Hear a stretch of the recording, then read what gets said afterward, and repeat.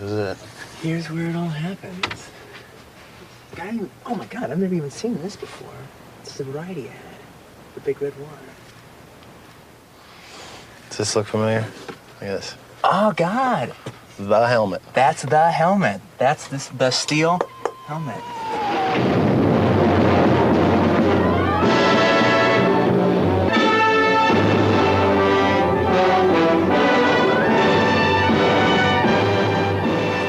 You know, it's funny. I actually remember my stepdad, who raised me, way before I ever knew who, like, Sam Fuller was or anything like that. He talked to me about, like, when he was a little kid, the first, like, kind of, like, adult movie he had ever seen was Steel Helmet. All right, and I didn't know what he was talking about. He's just, you know, I knew it from him talking about it. He described the first shot of the guy's head coming up and everything.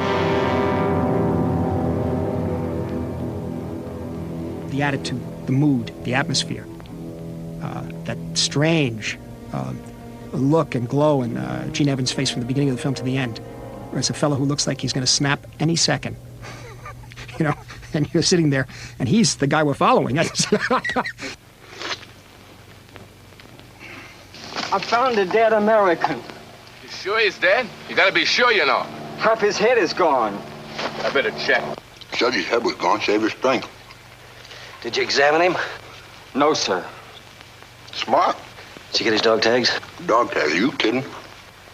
But we ought to find out who he is. Look, Lieutenant, don't let your emotions get the best of you. Dead man's nothing but a corpse. Nobody cares who he is now. There is something about Steel Helmet that we knew as children watching it, that it was the real thing. It was the emotional truth of it. There was sensibility of somebody who was there and who knew it in his soul. And that's an amazing amount to translate to an audience, especially an audience of 8-year-old, 9-year-old kids, to know that that's the real thing. He was busting all records. All records. Life magazine has a still from that picture with a man holding a rifle and a real picture of a guy in Korea holding the same type of a rifle. And it may not be realistic the way we think of realistic films, you know, just stylized in a very different way. The last section with Gene Evans suddenly in the middle of a firefight and slowly rising at the bottom of the frame, and there's mist around him, and he looks and he gets a flashback to World War II. Designed a whole fight scene in Raging Bull on that one shot.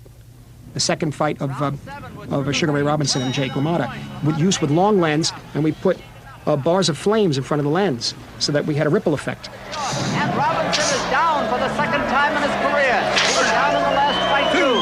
LaMotta watches Sugar Ray take the count from the referee. Robinson trying to get up.